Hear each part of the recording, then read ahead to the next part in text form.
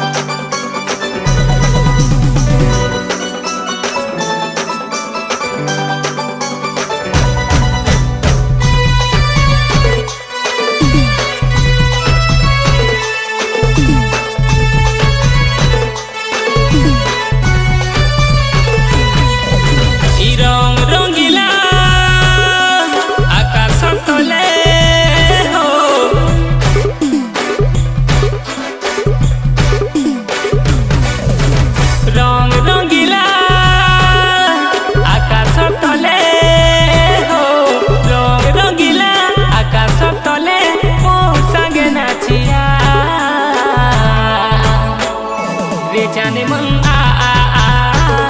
रे जाने मन रे जाने मन तू यार रे जाने मन और सुखिला जीवन थी आसी हो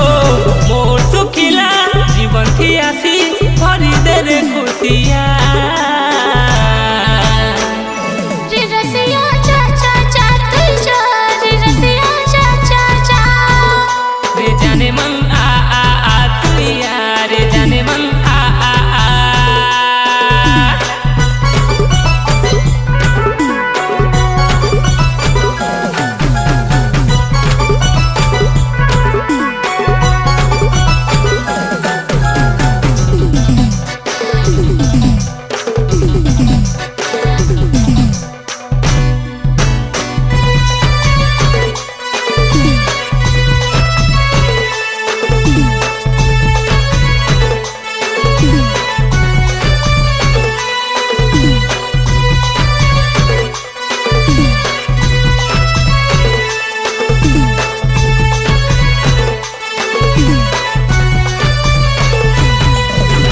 तोर मोर प्रेम कहानी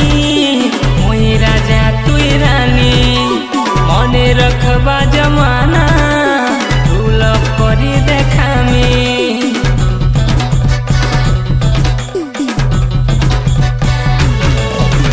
तोर मोर प्रेम कहानी मोई राजा तुई रानी मने रखबा जमाना भूल करी देखामी तो ना के मोर दिल भितरे हो तो ना के दिल भितरे लिखी छर देखिया ले जाने मन ले जाने मन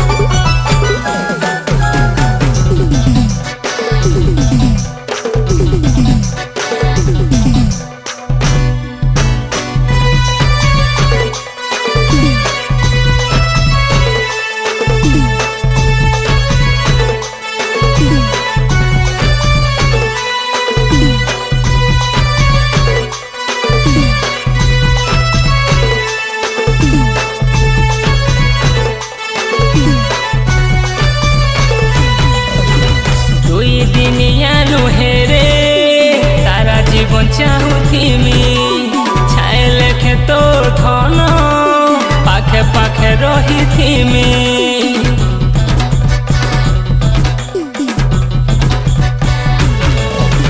ଦୁଇ ଦିନିଆ ନୁହେରେ